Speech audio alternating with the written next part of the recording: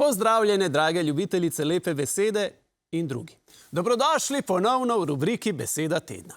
Tokrat se je lotimo malo drugače. Saj so pred nami volitve oziroma praznik demokracije. Do te praznične nedelje pa imamo predvolilno kampanjo oziroma vsakodnevni praznik demagogije.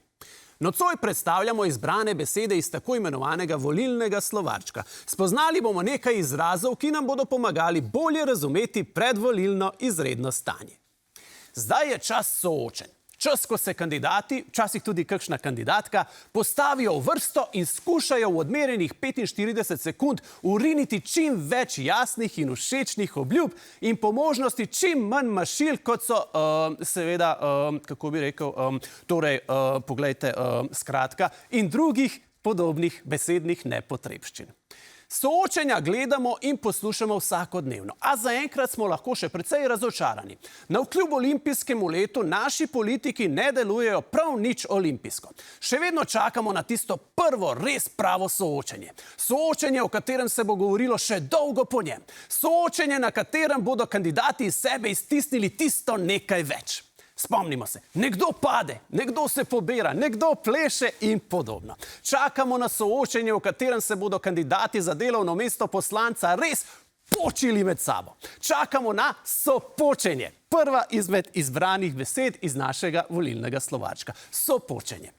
Seveda na soočenjih ne gre samo za to, kaj ima kdo zapovedati. Gre za celostno podobo kandidata. Zanima nas, kdo je najbolj karizmatičen. A ne samo karizmatičen, saj je karizma sama preveč individualnega značaja. Zanima nas osebna karizma v kombinaciji s stranko, iz katere ta oseba izhaja. Zanima nas torej, kateri kandidat je najbolj strankarizmatičen. Ja, strankarizmatičnost je tista, ki zares šteje. Tista, ki nam pravi, kateri kandidat je najbolj kredibilen.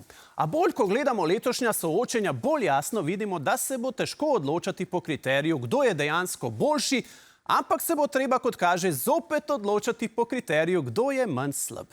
Povedano drugače, ne odločamo se glede na to, kdo je bolj kredibilen, temveč kdo je manj kretebilen. Kredibilnost je izraz, katerim opisujemo stanje, ko nekogaršnja kredibilnost žal pade na raven kretenskosti, da ne rečemo celo debilnosti. No, toliko za pokušino. Naš volilni slovaček smo komaj da odprli, pa že toliko zanimivih izrazov. A tako kot našim kandidatom je tudi meni v tej rubriki čas skrbno odmerjen in tako kot oni sem tudi jaz že prestopil mejo. In to je bila naša tokratna beseda tedna.